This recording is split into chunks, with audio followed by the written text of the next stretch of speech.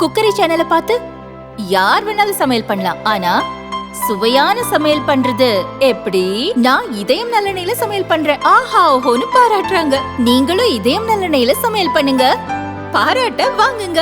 தினம் தோறும் வாங்குவே இதயம் இதயம். Respected Defense Minister, Manya Shri Rajnath Singh Ji, our Minister for Communication, Shri Jyotirmay Sindhya Ji, Mahamahim Rajyapal of Bihar, Shri Ashif Prem Sahib, Shri Nipendra Mishra Ji, my former colleague, and Mr. M. Jayapur. I really feel privileged to be here in this very distinguished gathering. It's a very important occasion for me. I'm grateful to Mr. Akbar for having called me here, and friends, many of whom are very dear, well-known faces. Thank you very much for being here on this occasion. I have got a very simple question. Much has been said that there are many things extremely unique about this book. There are some things extremely unique about the great author of this book. I'll come to that later.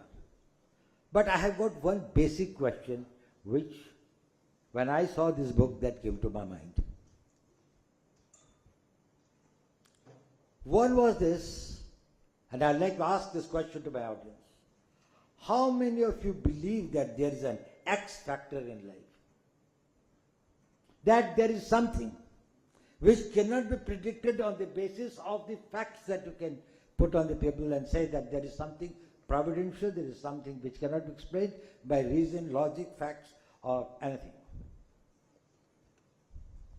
This book basically is to give you an understanding of how in human life this factor has determined the course of history. This has been particularly profound amongst the people in the corridors of power, in the battlefields of the junks, and the people who play the game of chance. There is a second factor, that this X factor, is it determinable? And if yes, can there be any parameters? One of the thinking or one of the hypotheses was that the celestial arrangements probably has got something to do with what happens in your life. What happens in your life is not all that you do, all that people do to you, not all the circumstances in which you live, but there is something that if Akbar is born few hours before, the destiny is different. If he is born beyond a point, or this thing like that, the destiny changes. This is a book which gives us an insight about how, during the Mughal time, the important decisions, the important influences, the important things that happened in their lives and what happened during that period.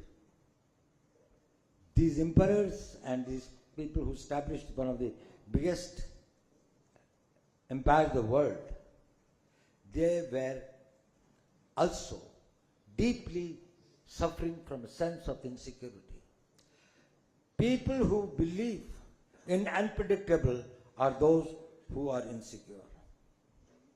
And people who are insecure, they try to find solutions to that. And that is where the entire game of the astronomy, astrology, and this complex comes. That can there be some corrective factors by which you can do that. Now, as I said, when I read this book, the first thing that came to my mind is, after me the chaos. Who is saying this and to whom? And we knew about Louis XV telling that after me the deluge. And we knew that the French Revolution was coming, so the entire thing was going. But here, he was knowing it when he was seeing the manifest circumstances and the surroundings in which the things were taking place.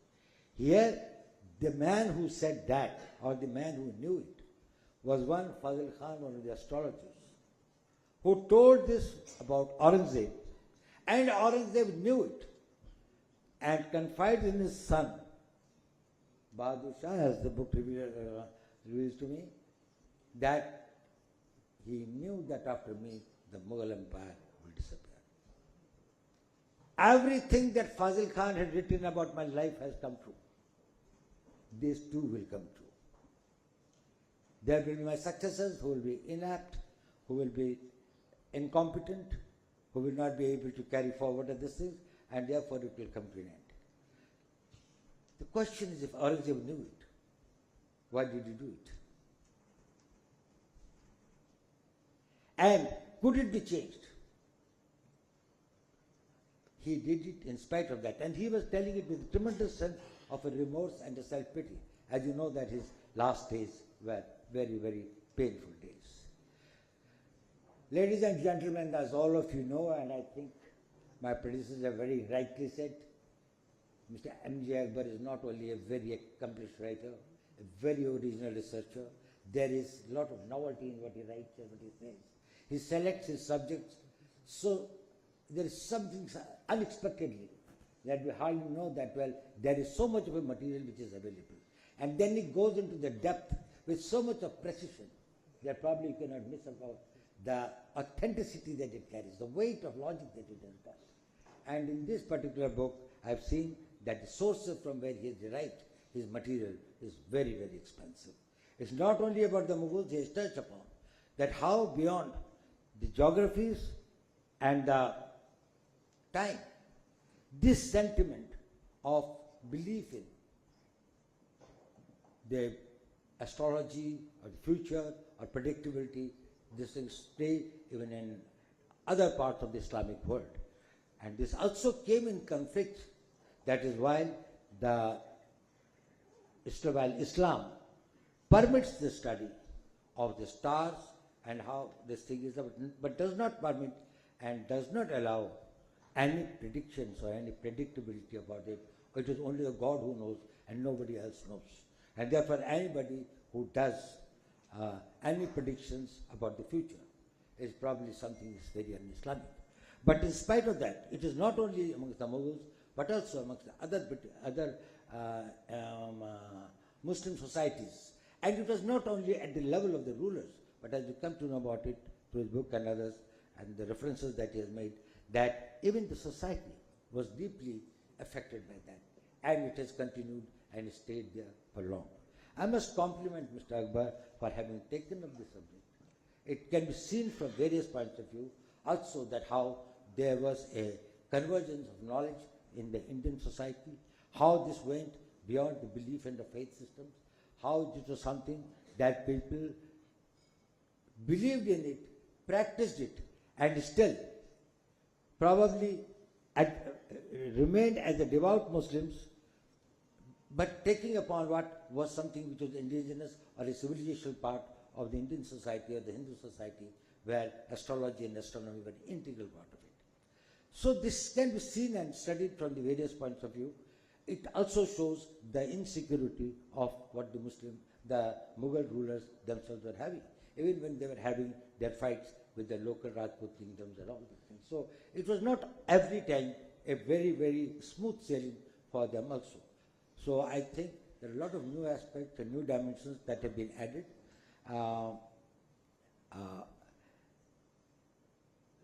Even, something that I never knew, that Akbar, as Mr. Mishra also said, Akbar constituted a formal position for Raj Jyotishi in his court, and who was, there were the Brahmins from Banaras who were assigned these duties. So there was a role of these people in running of the state, in running of in decision-making process.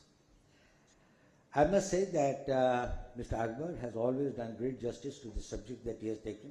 I'm sure he will take many more such subjects of interest.